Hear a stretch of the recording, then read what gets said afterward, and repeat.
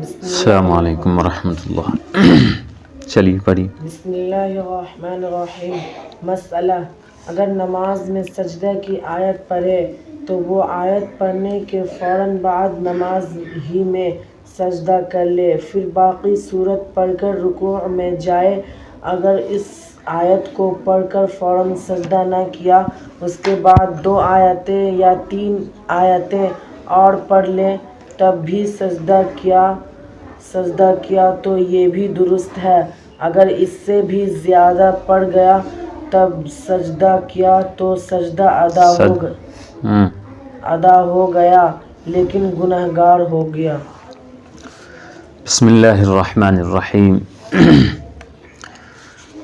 अभी इससे पहले जो है सजदा तिलावत का बयान था, जिसका आधा हो गया था और आधा बच गया था, जिसमें जो है बता दिया गया था कि सजदा तिलावत किसे कहते हैं और सजदा तिलावत के कुछ तरीक़े भी आ गए थे। यहाँ देखिए क्या बता रहे हैं मसला, अगर नमाज में सजदा की आयत पढ़े, कहाँ?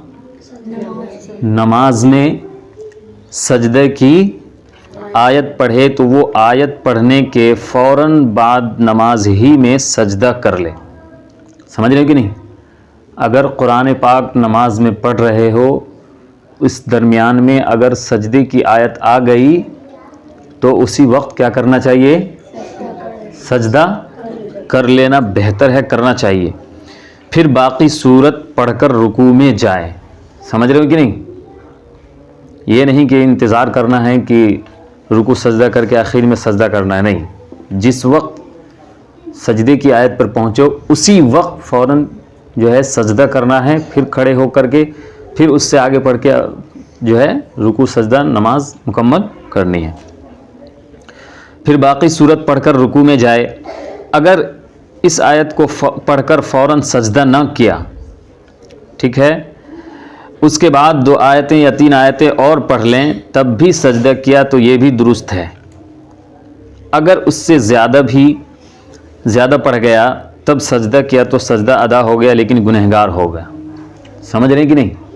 सजदा उसी वक्त करनी चाहिए जिस वक्त सजदे, नमाज की बात है यो। ऐसे अगर तिलावत कर रहे हो तो भी फ़ौरन अदा कर लेनी चाहिए, लेकिन अगर बाद में भी करें तो कोई हर्ज नहीं है। लेकिन नमाज में जिस वक्त आयत सजदा आए उसी वक्त सजदा कर लेनी चाहिए। बाद में कर लेगा तो सजदा तो तुम्हारे ज़िम्मे से लाजिम ख़त्म हो जाएगा, लेकिन गुनहगार होगा। समझ रहे हो कि नहीं? ये बात समझ में आ गई? सजदा कब करनी है? अगर तिलावत कर रहे हो तो उसी वक्त कर लो तो बेहतर है, नहीं तो बाद में कर लो। अगर नमाज में तिलावत कर रहे हो उसमें अगर सजदे की बात आ रही है, सजदे की आयत आई है, तो उसी वक्त सजदा कर लेना है। समझने की बात के लिए नहीं छोड़ना है, या 2-3 आयत पढ़कर सजदा करेंगे ऐसा नहीं करना है। आगे देखिए मसला, अगर नमाज में सजदा की आयत पढ़ी, कहाँ?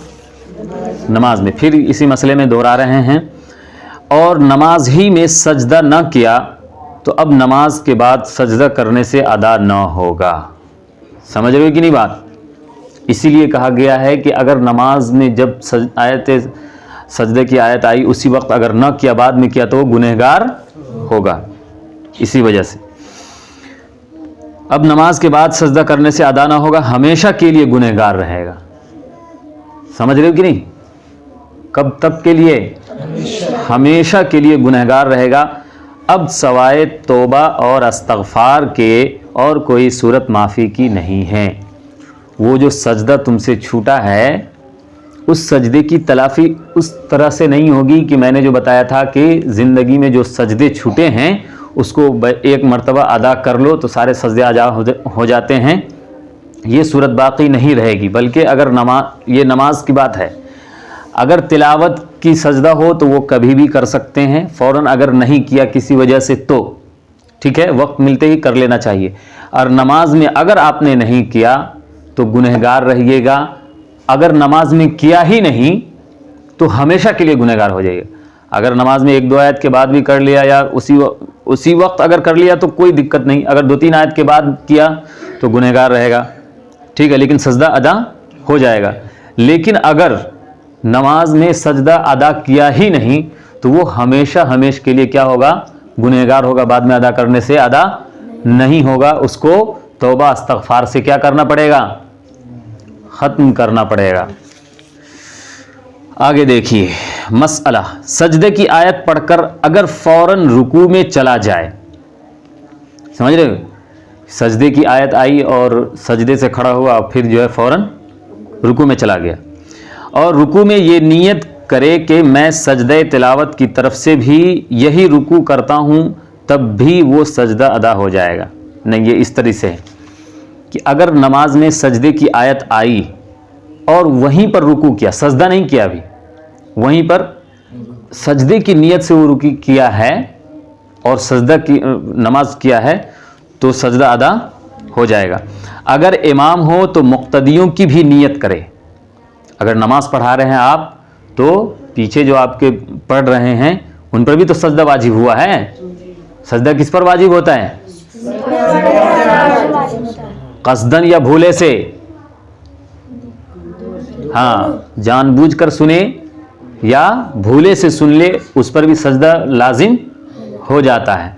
तो नमाज में जो आपने कुरान पढ़ा उसमें जो आयत सजदा आई तो क्या मुक्तदियों पर लाजिम नहीं हुआ, लाजिम हुआ। तो इसलिए इमाम की जिम्मेदारी बनती है कि मुक्तदियों का भी क्या कर ले, नियत कर ले, यानी उनकी भी नियत न करनी होगी कि इस रुकू में सजदे तिलावत की भी तो नियत करता हूँ, समझ रहे कि नहीं। अगर इमाम हो तो मुक्तदियों की नियत भी ज़रूरी होगी, यानी उनकी भी नियत करनी होगी कि इस रुकू में सजदे तिलावत की भी नियत करता हूँ, यानी अपनी तरफ से भी नियत करे और मुक्तदियों की भी तरफ से नियत करे। किस चीज़ का, सजदे की। अगर सिर्री नमाज रही तब भी, सिर्री नमाज, हाँ, तब भी, कोई भी नमाज हो। और अगर रुकू में ये नियत नहीं की तो रुकू के बाद सजदा जब करेगा तो उसी सजदे से सजदे तिलावत भी अदा हो जाएगा। समझ रहे हैं कि नहीं। अगर नियत न भी किया तो भी सजदा अदा हो जाएगा, लेकिन सुस्त नहीं बनना चाहिए, सजदा कर लेनी चाहिए। ये सुस्तर की अलामत कि अब आ गया तो अब इससे आगे कुरान पढ़ेंगे ही नहीं, अब यहीं पे सजदा रुकू कर लो, ख़त्म करो मामला, नहीं करना चाहिए, अदा तो हो जाएगा। लेकिन जो हर चीज़ की एक असल होती है, समझ रहे हो कि नहीं, तो वो असल बाकी नहीं रह जाती है।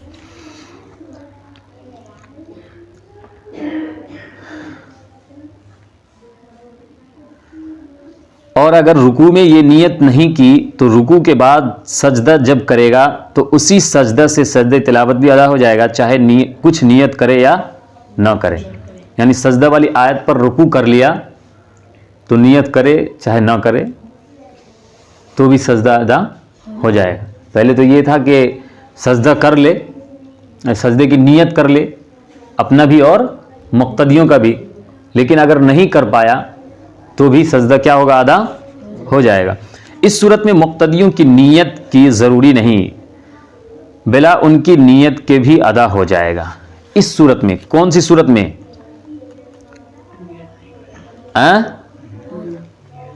अगर रुकू में नियत नहीं किया, रुकू में जब नियत नहीं किया है, सजदे कर रहा है तो उस वक्त समझ रहे हो। अगर नियत कर रहा है तो मुक्तदी की भी नियत करनी होगी, अगर नियत नहीं किया सजदे कर लिया डायरेक्ट तो इसमें ज़रूरी नहीं।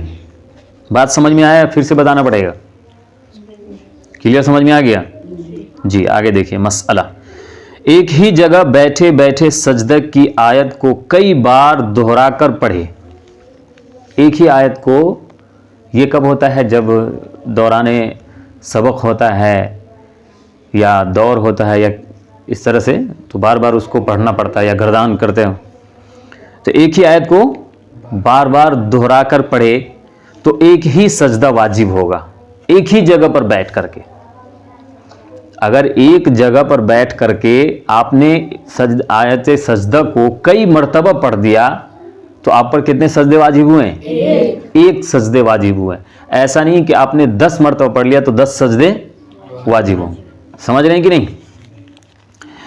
चाहे सब दफ़ा पढ़कर आखिर में सजदा करे या पहली दफ़ा पढ़कर सजदा करे, फिर उसी को बार बार दोहराता रहे। और अगर जगह बदल गई, जगह बदलने से सजदा भी बदल जाएगा। यानी अगर आपने यहाँ पर बैठ करके सजदे की आयत पढ़ी, यहाँ पर 10 मरतबा पढ़ लिया तो एक ही सजदा वाजिब है।